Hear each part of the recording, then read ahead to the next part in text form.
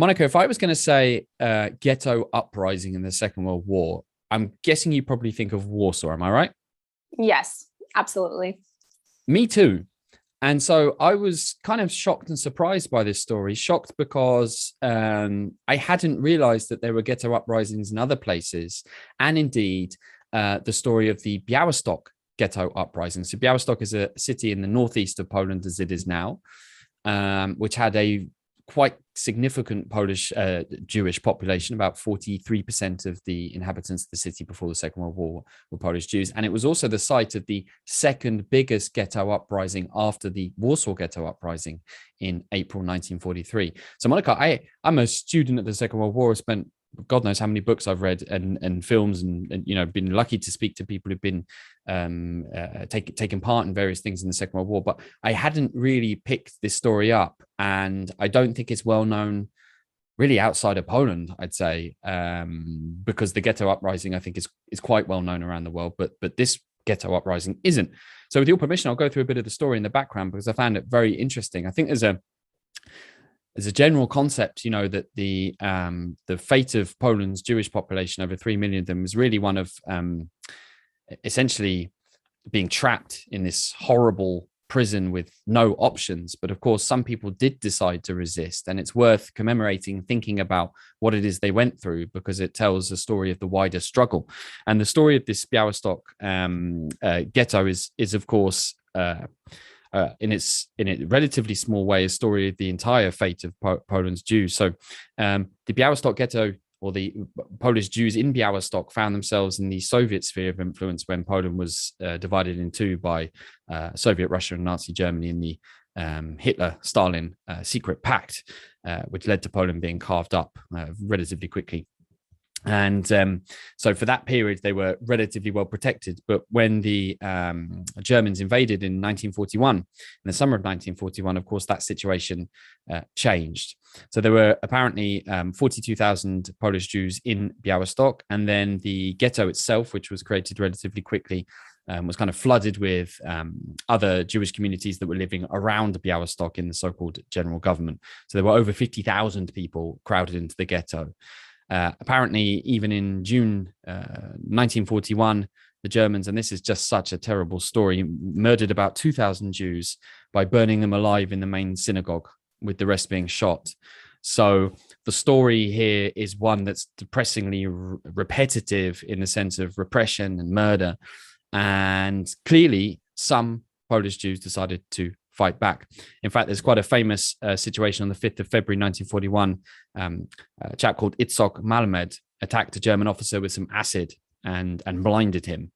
And in retaliation, again, a typical thing for these times, the Nazi Germans shot 100 people in the houses that were next to it. So people were under no illusions about what the consequences would be for resistance. Now, interestingly enough, the street where this little action took place is now renamed after this chap. It's the Itsoc Malamed Street, and that was done in 1946. Is worth remembering. So, to get on to the story of the uprising, the ghetto was scheduled for liquidation, and this is a story which I think is pretty familiar for anyone who knows anything about the Warsaw ghetto. And at that point, it became very clear to the resistance organizations, for example, the Jewish Combat Organization, led by Mordecai Tenenbaum, as well as communist resistance organizations led by Daniel Moshkovich, that this was the time to act. And as you can imagine, they were just in such a weak position compared to the Waffen-SS units that were around this ghetto.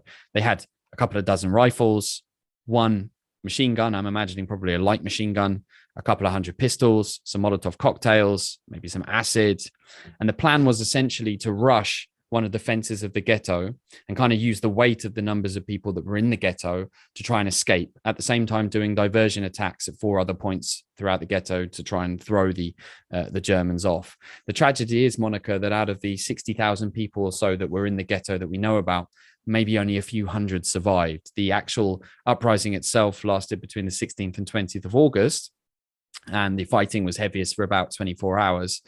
But the attack to try and rush the wall and the fence didn't work.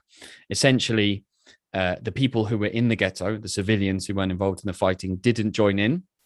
I can imagine that the terror for them must have been absolutely immense, and the temptation to kind of sit still and look after yourself in that particular moment probably took over. So the most of the fighters involved in that particular action were killed, and the leaders themselves then committed suicide. Nonetheless, the world hasn't forgotten, because the commemorations to mark this moment were recently took place and have been taking place year after year. And there was some justice. For example, the German in charge of the pacification, quote unquote, of the ghetto was hanged in 1946, claiming that he'd never done anything to hurt anyone at all. Obviously, a total lie. And it hasn't been forgotten by the local inhabitants of Białystok, who gather every year to commemorate this uprising. So I'm interested in this. And I have to admit, I was quite surprised, like I say, that I didn't know very much about it. Monica. Yeah, that's definitely interesting. I haven't heard about it. I've been to Białystok. I have an aunt there that actually works at the radio station. So I should probably ask her, because she is a history buff. So I'm going to have to question her about this, because I haven't heard about it, honestly. So thank you for filling me in on that. I'll have to read more about it on the first news. There's not much online, but for example, I saw some testimony from a guy called Jarosław Sławomir Werpachowski, who talked about what's now the Polish radio station. So your auntie is probably working in a building that had some part in that actual uprising. There you go. So there's more links than we knew about this story.